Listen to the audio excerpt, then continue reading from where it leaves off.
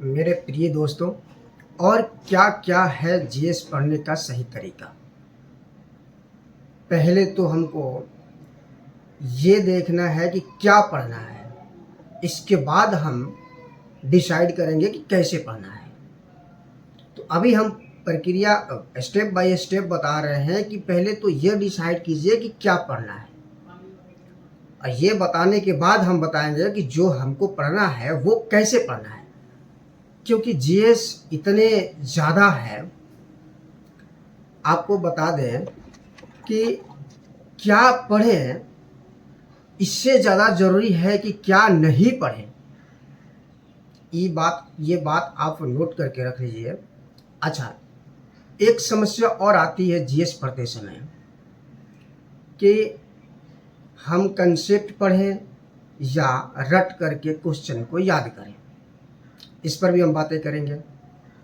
इसके बाद यदि आपको इस बात से डर लगता है, ये डर हमेशा सताता है कि ये क्वेश्चन अगर हम यहाँ से पढ़ लेते हैं और क्वेश्चन यहाँ से पूछ लिया तो हम क्या करेंगे।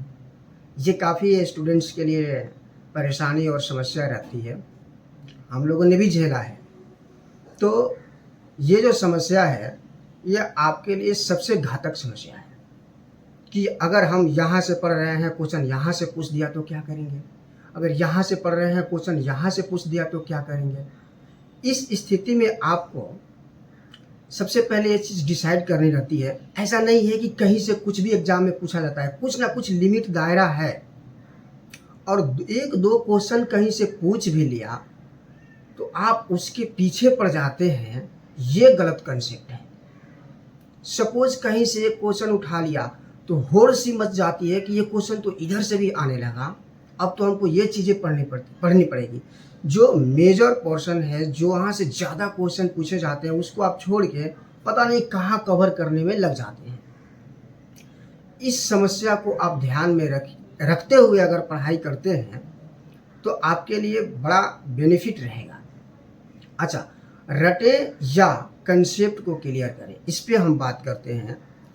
ऐसा बिल्कुल ये क्लियर नहीं है कि कहा जा सकता है कि आपको ना पूरी तरह से कंसेप्ट बाय कंसेप्ट ही पढ़ना चाहिए, या फिर एक तरफा बोल दिया है कि नहीं रट के स्टडी करना चाहिए।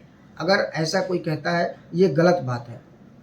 अगर इस पे ये भी बोल दें कि नहीं पहले पूरी कंसेप्ट क्लियर होनी चाहिए, सब टॉपिक वैसा नहीं है।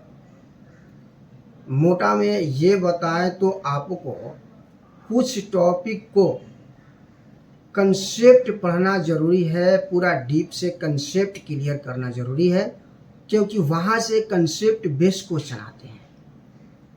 और कुछ टॉपिक ऐसे हैं जिनको कंसेप्ट पढ़ करके भी आप क्वेश्चन सॉल्व नहीं कर पाएंगे। तो फिर उस मामला में क्या करना होगा, उस मामला में आपको क्वेश्चन रटने पड़ेंगे। तो जो टॉपिक से क्वेश्चन रटने की ज़रूरत है वहाँ से हम क्वेश्चन, उस टॉपिक से क्वेश्चन रट के याद करेंगे, और जहाँ से कंसेप्ट की ज़रूरत है वहाँ से हम कंसेप्ट को पढ़ेंगे और क्लियर करेंगे।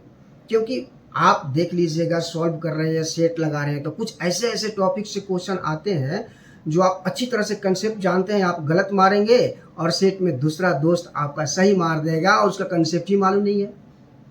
तो मेन अल्टीमेटली पर्पस तो ये है ना, क्वेश्चन सही होना चाहिए।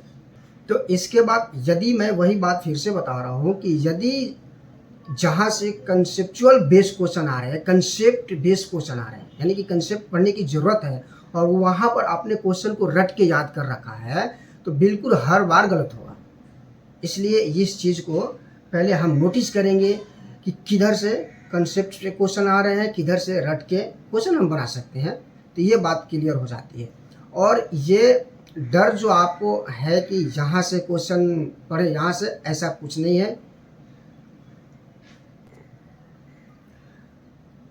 इस तरह भी आपको स्टडी नहीं करना है कि इस तरह अपने आप को तैयार कर रहे हैं कि क्वेश्चन कहीं से भी आए तो छूटे नहीं, कहीं से भी आएगा तो हमको कर लेना है। ये सोच के स्टडी अगर जीएस का कर रहे हैं तो आप समझ जाइए वो तो कहीं से क्वेश्चन पूछेगा नहीं, लेकिन आप कहीं ना कहीं जाके फंस जाएंगे। इसलिए इस तरह के नहीं सोचेंगे कि हम इतना पढ़ें, बहुत सारे चीज़ें कवर ना करें। मेन जो टॉपिक है क्या है वो बताया जाएगा, मैं खुद बताऊंगा, उसको आपको कवर करना है।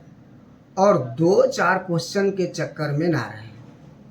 वो क्वेश्चन हमेशा ऐसे ही आते हैं जो आपसे छूटेंगे, उसके पकड़ने के चक्कर में आप 10 क्वेश्चन मिस कर देंगे, तो बताइए आपका स्कोर ऊपर जाएगा कि नीचे जाएगा। इस बात को आप गहराई से समझिए।